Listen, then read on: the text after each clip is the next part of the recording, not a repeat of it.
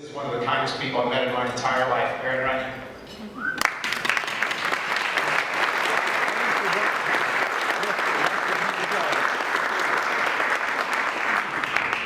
Thank you so much. I am really honored to be here today. I'm going to have a little PowerPoint if you care to see over there, if you can. That is my daughter. That is Samantha.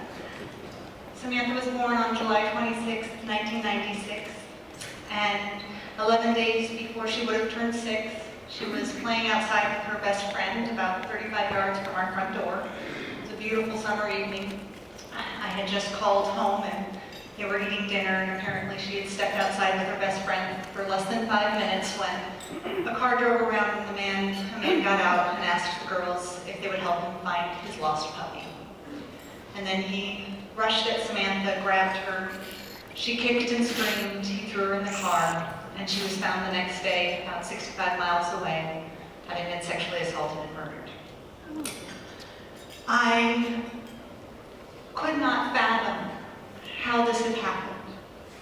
I, like so many moms out there, knew that that year we had lost Danielle Van Dam. Her murder trial was starting in San Diego.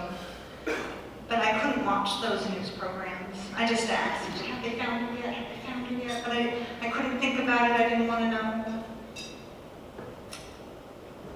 And so now I dedicate my life to reaching out to all those moms like me, and all those dads who want to protect their children, but at the same time don't want to hear or think about or talk about horrible, horrible crimes that happen to our kids.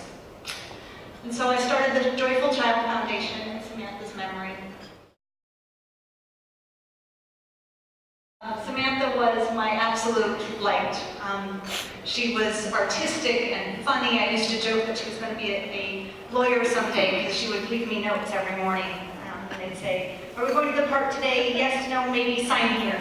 Very whole list of things. And when she was taken, I started going through all of her things, and luckily I had saved so much. On some of her last drawings and letters, she had written the words, "Be brave," at the bottom. And that became our motto, because our goal is not to scare anyone, but to make folks aware of the realities so that we can be better prepared and better reduce the risk of crimes against all of our children. So that's why the words "Be brave" are there. We started the Joyful Child dedicated to prevent child sexual abuse and abduction through programs that unite and uplift communities, because when Samantha was taken, we lived in a gorgeous condominium neighborhood with this lovely courtyard, and all of the kids would play in the center, and she just loved it.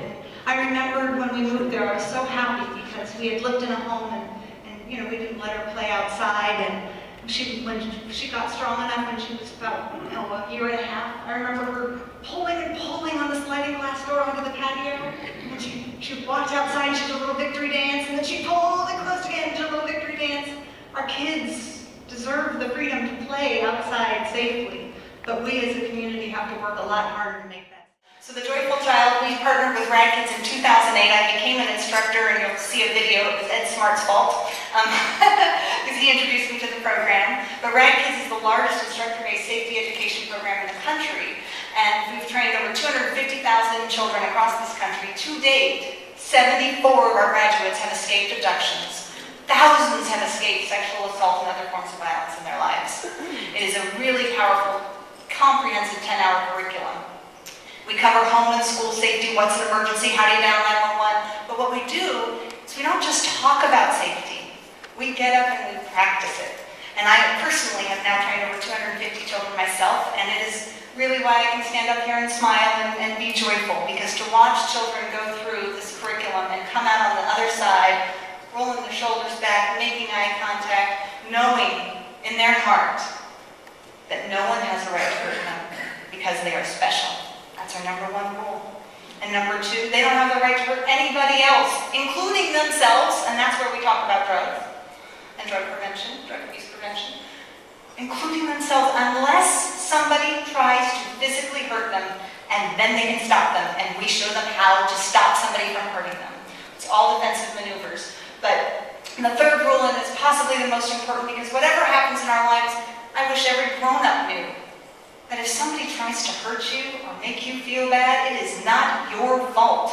So you can tell, and you can keep on telling until it stops. And that's what we teach our children to do.